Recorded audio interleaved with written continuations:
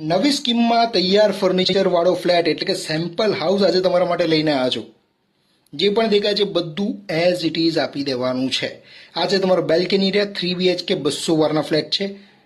Area છે TP44 Chandkheda posh area જેને ગણવામાં આવે છે. આ બાજુ આવે છે તમારો કિચન એરિયા. ઓનલી 48 યુનિટ્સ છે, માત્ર 48 જ ફ્લેટ. નાની સ્કીમ છે, એક બ્લોક છે, નાનું કુટુંબ સુખી કુટુંબ એવી વાત છે. આ છે તમારો વોશયાર્ડ એરિયા 5.5 બાય 5.5 સાઇઝનો છે. આ છે તમારો સ્ટોર એરિયા 4 બાય 4 સાઇઝનો.